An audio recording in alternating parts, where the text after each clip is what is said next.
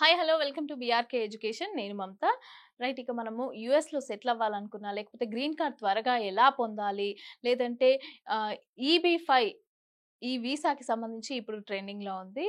మనకి దానికి సంబంధించి ఏ విధంగా ప్రొసీడ్ అవ్వాలి, ఏ విధంగా మనం ఆ వీసా తెచ్చుకోవాలి, గ్రీన్ కార్డ్ త్వరగా తెచ్చుకొని యూఎస్లో ఎలా సెటిల్ అవ్వాలి అనే విషయాలన్నీ కూడా మనకు తెలియజేయడానికి మల్లెల గ్లోబల్, అదేవిధంగా అడ్వకేట్ ఆదిత్య మల్లెల గారైతే మనతో పాటు ఉన్నారు.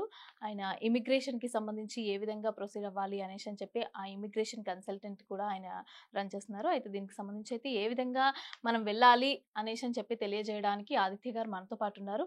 నమస్తే అండి. నమస్తే అండి.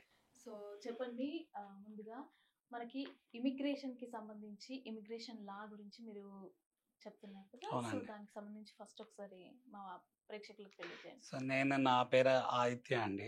సో మాది వచ్చేసి మల్లెల గ్లోబల్ ఆర్గనైజేషన్. నేను అడ్వకేట్ని. So immigration law consultant. So నేను వచ్చేసి EB five visa expert, especially for US green card అనమాట. సో గ్రీన్ కార్డ్ ద్వారా యుఎస్లో ఎవరైతే త్వరగా సెటిల్ అవ్వాలి అనుకుంటున్న వాళ్ళకి I'm like a law consultant అనమాట. సో యూఎస్లో సెటిల్ అవ్వాలంటే ఫస్ట్ ఆఫ్ ఆల్ అమౌంట్ గురించి ఆలోచిస్తారు అండ్ వీసా గురించి ఆలోచిస్తారు.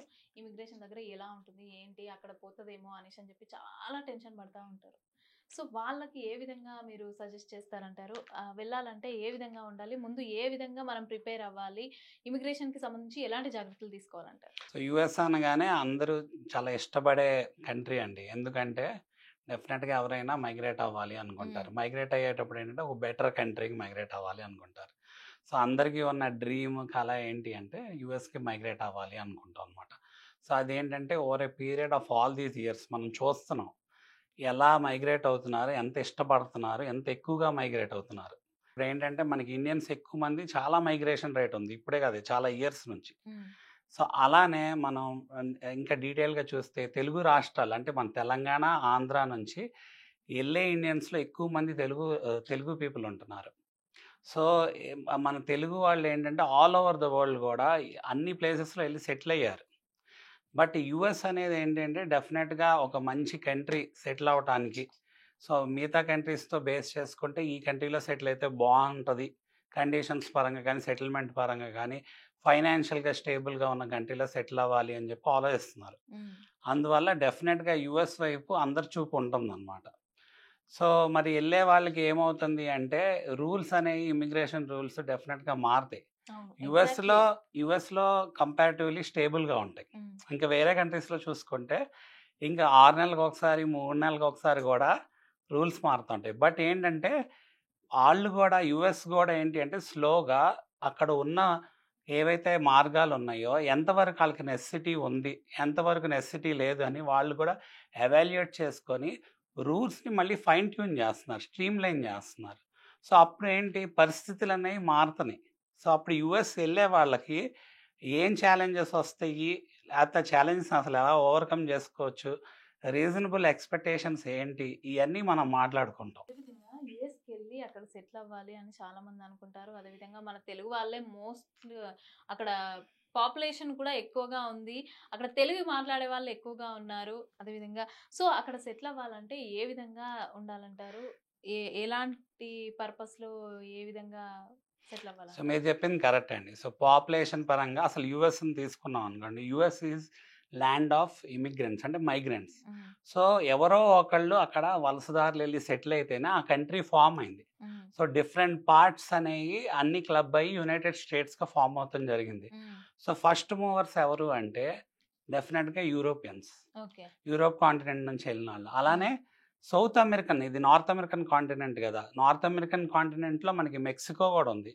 అలానే ఏంటంటే ఇంకా మెక్సికో కాకుండా అదర్ నైబరింగ్ కంట్రీస్ ఉన్నాయి. సౌత్ అమెరికా కూడా ఉంది. సౌత్ అమెరికాలో మనకి డిఫరెంట్ కంట్రీస్ ఉన్నాయి. సో ఈ మెక్సికో నుంచి సౌత్ అమెరికన్ కాంటినెంట్ నుంచి మైగ్రేట్ అయిన వాళ్ళు ఎక్కువ మంది ఉన్నారు.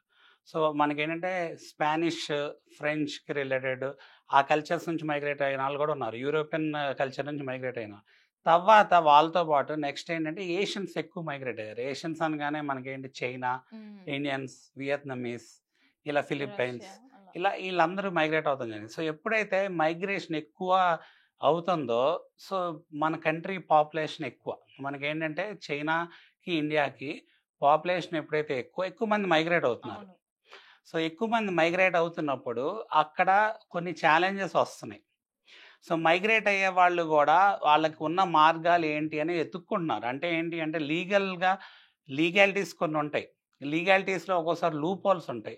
ఒక్కోసారి ఏంటంటే ఈజీగా మైగ్రేట్ అవ్వటం కోసం ఆ లూప్ హోల్స్‌ని ఎందుకు చూస్ చేసుకొని మైగ్రేట్ అయ్యే సిచ్యువేషన్ ఉంటది. అదేమైనా ప్రాబ్లమ్ అవుతుందంటారా ఈ లూప్ హోల్స్? డెఫినెట్‌గా. So, all this period of years ఏమైంది అంటే, ఏవైతే లూప్ హోల్స్ మనాళ్ళు ఫైండ్ ఔట్ చేసి మైగ్రేట్ అవ్వటానికి ట్రై చేశారో, ఆ లూప్ హోల్స్‌నన్నిటిని స్లోగా యూఎస్ గవర్నమెంట్, ఫెడరల్ గవర్నమెంట్ ఇమిగ్రేషన్‌కి రిలేటెడ్ ఏదైతే బాడీ ఉందో అది అబ్జర్వ్ చేయటం జరిగింది. స్టూడెంట్స్ విషయంలో అబ్జర్వ్ చేయటం జరిగింది. వర్క్ వీసాస్ పరంగా అబ్జర్వ్ చేయటం జరిగింది. లేతే విజిట్ వీసాస్ పరంగా అబ్జర్వ్ చేయటం జరిగింది. సో, అయన్నీ కూడా మనం డిస్కస్ చేసుకుంటాం. సో, ఇలా డిఫరెంట్ వీసాస్‌ని ఎలా మిస్‌యూజ్ చేస్తున్నారు, లేతే ఆ లూప్ హోల్స్‌ని అడ్వాంటేజ్‌గా తీసుకొని దానివల్ల ఏంటంటే అక్కడ ఉన్న పీపుల్‌కి డిసడ్వాంటేజ్ ఎలా అవుతుంది అనే దాన్ని బట్టి ఈ రూల్స్ అన్నీ స్ట్రీమ్ లైన్ వచ్చినాయి. వస్తున్నాయి కూడా. ఇంకా మోర్ రూల్స్ వస్తాయి. సో, దానివల్ల ఏంటంటే ప్రతి ఒక్కళ్ళకి ఒక పానిక్ అనేది క్రియేట్ అవుతుంది. సో, పానిక్ క్రియేట్ అయినప్పుడు ఇప్పుడు అందరికీ ఉన్న టెన్షన్ ఏంటంటే అసలు యూఎస్ వెళ్ళొచ్చా లేదా? నిజంగా యూఎస్ వెళ్తే మనం సర్వైవ్ అవ్వగలమా లేదా అనేది. సో, ఎటువంటి పీపుల్ ఎళ్ళాలి? ఏ ఎక్స్‌పెక్టేషన్స్ ఉండాలి? సో, అది కూడా చాలా ఇంపార్టెంట్ అనమాట. EB-5 వీసా అంటే ఏంటి? దాన్ని ఏ విధంగా పొందొచ్చు? సో, ఇప్పుడున్న సిట్యుయేషన్స్‌లో చాలా రూల్స్ అనేవి ఇమిగ్రేషన్ రూల్స్ చాలా టైట్ అయినాయండి. సో, మైగ్రేట్ అయ్యేవాళ్ళు మనకేంటంటే ఇండియా నుంచి మైగ్రేట్ అయ్యేవాళ్ళు, తెలుగు రాష్ట్రాల నుంచి మైగ్రేట్ అయ్యే పీపుల్ ఎలా మైగ్రేట్ అవుతారంటే, ఫస్ట్ వాళ్ళ ఆప్షన్ ఆఫ్ మైగ్రేషన్ అనేది త్రూ స్టడీస్ ఉంటుంది యూజువల్‌గా. సో, ఆ స్టడీస్ ద్వారా ఎప్పుడైతే వెళ్తారో స్టడీస్ అయిపోయినాక వాళ్ళు వర్క్ చేయడానికి కొంత ఎలిజిబిలిటీ ఉంటది. తర్వాత వాళ్ళు వర్క్ వీసాకి రిలేటెడ్ ఆప్షన్ ఎన్నుకోవాల్సొస్తది. ఎప్పుడైతే వర్క్ వీసాకి రిలేటెడ్ ఆప్షన్ ఎన్నుకుంటున్నారో అక్కడ limited number of work visas ఉంటున్నాయి. బట్ ఏంటంటే ఎవరైతే ఆ వర్క్ వీసాస్‌కి అప్లై చేస్తున్నారో ఎక్కువ మంది ఉన్నారు. అంటే అది కూడా ఒక ఛాలెంజ్‌గా మారింది.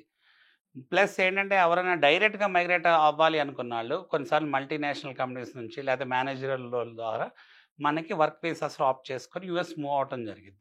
సో, అలా మూవ్ అవ్వాలి అనుకున్న ఆళ్ళకి వాళ్ళు అక్కడ సెటిల్ అవ్వాలి అనుకుంటే యూఎస్‌లో వాళ్ళ ఫైనల్ డెస్టినేషన్ ఏంటి అంటే టు గెట్ గ్రీన్ కార్డ్.